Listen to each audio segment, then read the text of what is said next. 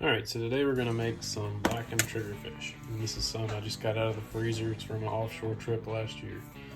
And what I'm going to use is some Creole seasoning. Pretty good thick coat on it. It's got a little bit of spice, so if you don't want a lot of spice, don't go crazy with it. Now I'm going to use hot chili powder. I'll give it a good little kick and a good blackened flavor. So I've already got my fillets, they're thawed out and dried off. So now I'm gonna just flip them over and do the other side.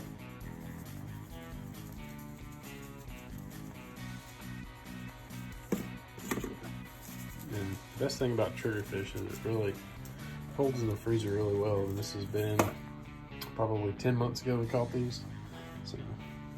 So I've already got my cast iron pan warmed up. Just fried some up for a little bit of spice for the wife. She doesn't like a lot of spice, so I'm gonna cut it on medium-high heat. And we're gonna go ahead and put these in here, just kind of space them out. And now I'm just gonna kind of keep them rolling around as they're cooking for about 3 minutes, 2-3 minutes on each side. I'm just gonna keep them moving so they don't stick. I didn't do a very good job of it on the last batch. It stuck pretty bad because I was doing other stuff, so make sure that these are moving around a little bit. You don't have to do it a whole bunch, but 30 seconds or so. So the smaller piece here is cooking a little bit faster, so it's about a minute and a half, 2 minutes, and we're going to flip that one over. Give these just another 30 seconds or so. That one's probably like a 3-pound triggerfish, 4-pound triggerfish, so it's pretty thick. Ready to flip them over. Same thing, you want to kind of keep them moving a little bit.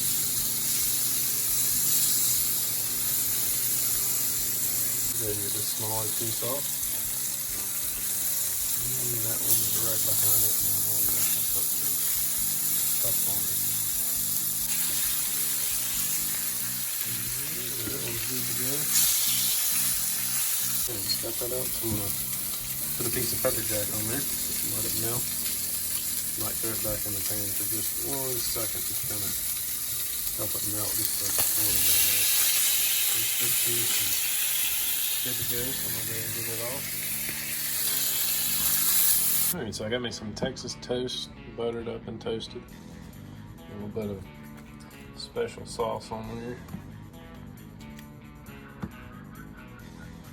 And I fell in love with triggerfish sandwiches on the Carolina Princess. Cook on there makes a mean one. You put your triggerfish and cheese on there. There you go. There's your meal. So, hope you liked the video, hope you try it out, and please subscribe. You can see we made a mess of our pan blackening that fish, so I'm going to show you how to clean up a cast iron pan, at least the way that I like to do it. So I've got water in there, probably 2 or 3 cups. And I'm just going to put the burner on medium heat, and I'm going to let it set for about 10 minutes. It's been about 10 minutes and the water's good and hot.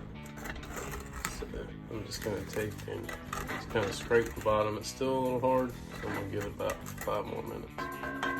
Alright, so now the water is boiling a little bit. You're just going to kind of scrape around just a little bit and take a whole lot, and all that gunk that was stuck to the bottom of it come right off.